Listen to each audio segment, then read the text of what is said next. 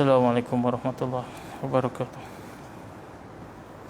InsyaAllah kita dengar beberapa buah hadis mengenai kepentingan untuk amar ma'ruf anil munkar, nahi anil munkar.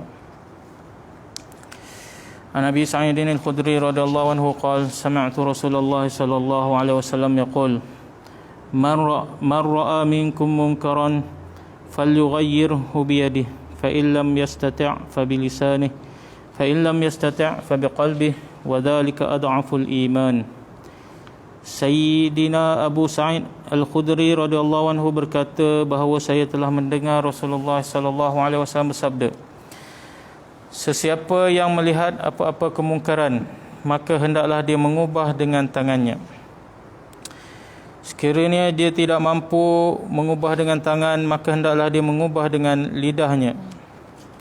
Sekiranya itu pun dia tidak mampu, maka hendaklah dia merasakan kemungkaran itu keji di dalam hati, yakni merasa bimbang akan kemungkaran itu, dan ini ialah tahap iman yang paling lemah. Sayyidina Abu Sa'id al-Khudri radhiyallahu anhu berkata bahawa saya telah mendengar Rasulullah sallallahu alaihi wasallam bersabda, sesiapa yang melihat apa-apa kemungkaran dilakukan, maka hendaklah dia mengubah dengan tangan, yakni kuasa. Sekiranya dia tidak mampu mengubah dengan tangan, maka hendaklah dia mengubah dengan lidah, dengan menegurnya. Sekiranya itu pun dia tidak mampu, maka hendaklah dia merasakan kemungkaran itu keji di dalam hatinya, yakni merasa bimbang akan kemungkaran itu, dan ini ialah merupakan tahap iman yang paling lemah. Anil Urus bin Amirah radhiyallahu anhu qala Rasulullah sallallahu alaihi wasallam, inna Allah la yu'adzibul 'ammah bi'amalil khassah hatta ta'malal khassah bi'amalin taqdirul 'ammah an tughayyirahu wa la tughayyiruhu fadhaka hina ya'zanullah fi halakil 'ammah wal khassah. Sayyidina Urs bin Amirah radhiyallahu anhu berkata bahawa Rasulullah sallallahu alaihi wasallam bersabda, disebabkan keburukan yang dilakukan oleh sebahagian orang, Allah Subhanahu wa taala tidak akan mengazab semua orang, tetapi Allah akan mengazab semua sekali apabila orang yang taat tidak berusaha menghalang orang yang tidak taat, walaupun mereka mampu berbuat demikian.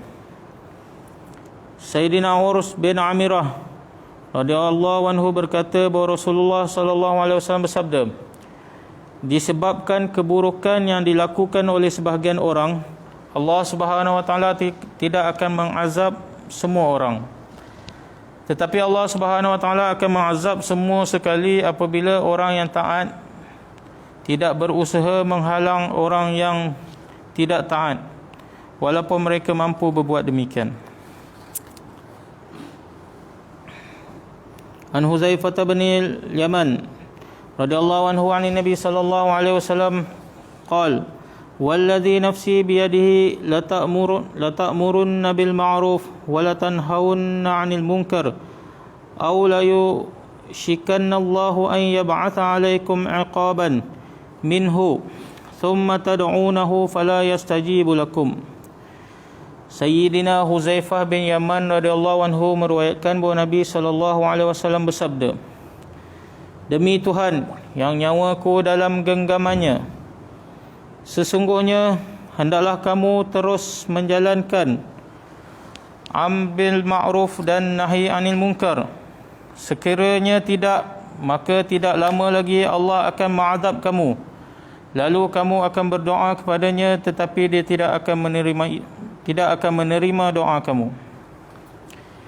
Sayyidina Huzaifah bin Yaman radhiyallahu anhu meriwayatkan bahawa Nabi sallallahu alaihi wasallam bersabda, demi Tuhan yang nyawaku dalam genggamannya, sesungguhnya hendaklah kamu terus menjalankan ambil ma'ruf dan nahi anil munkar. Sekiranya tidak, maka tidak lama lagi Allah akan mengazab kamu, lalu kamu akan berdoa kepadanya, tetapi dia tidak akan menerima doa kamu. An Zainab binti Jaishin radhiyallahu anha qalat Qultu ya Rasulullah, afanahliku wa fina as-salihun? Qala na'am, idza kathura al-khabath. Sayyidatina Zainab bin Jahsh radhiyallahu anha meriwayatkan bahawa beliau berkata kepada Rasulullah sallallahu alaihi wasallam, ya Rasulullah, adakah mungkin kami akan binasa, yakni diazab, sedangkan dalam kalangan kami masih ada orang-orang yang soleh? Baginda sallallahu alaihi wasallam menjawab, ya, apabila keburukan berleluasa. Sayyidatina Zainab bin Jahsh radhiyallahu anha meriwayatkan bahawa beliau berkata kepada Rasulullah sallallahu alaihi wasallam, ya Rasulullah, adakah mungkin kami akan binasa, yakni diazab, sedangkan dalam kalangan kami masih ada orang-orang yang soleh? Baginda menjawab, ya, apabila keburukan berleluasa.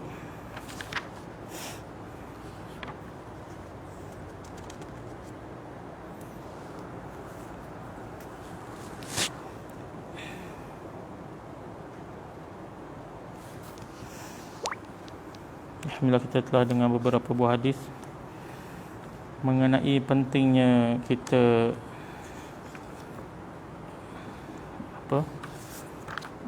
menyuruh, mengajak orang kepada kebaikan dan menegah daripada kemungkaran.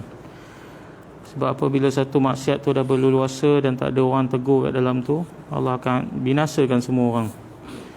Dan disebab tak ada satu golongan pun yang menjalankan usaha untuk menegur golongan-golongan yang berbuat kemungkaran.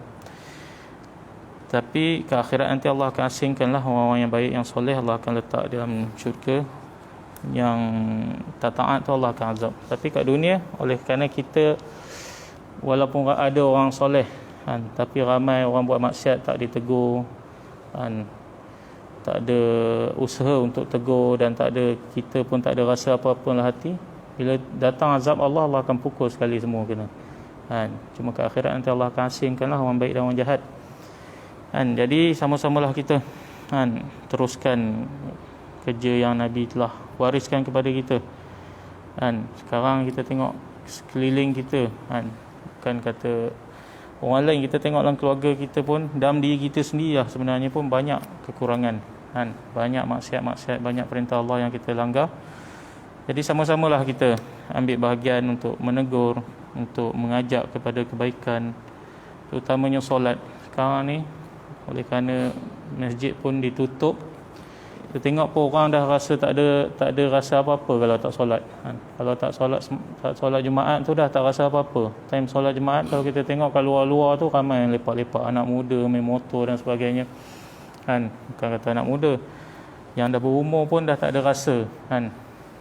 Patutnya kita bila waktu sembahyang Jumaat tu, walaupun tak dapat datang sembahyang masjid, kita duduk kat tempat kan, di rumah kita duduk solat berjemaah kan, menghormati waktu hari Jumaat tu. Tapi sekarang kita tengok dah tak ada orang rasa kebesaran kan, dah tak ada rasa sedih dah tinggal sembahyang Jumaat, tinggal sembahyang berjemaah kan, dah tak ada rasa bersalah. Jadi kita sama-samalah ambil bahagian kan. Mana yang kita boleh tegur, kita boleh tegur. Kalau kita tak mampu nak tegur, paling kurang kita ada rasa dalam hati kita tu rasa rasa sedih lah kan. Perintah-perintah Allah banyak ditinggalkan. InsyaAllah apa yang kita dengar dapat kita ambil untuk kita amal dan kita sampaikan, InsyaAllah. Subhanallah bihamdihi.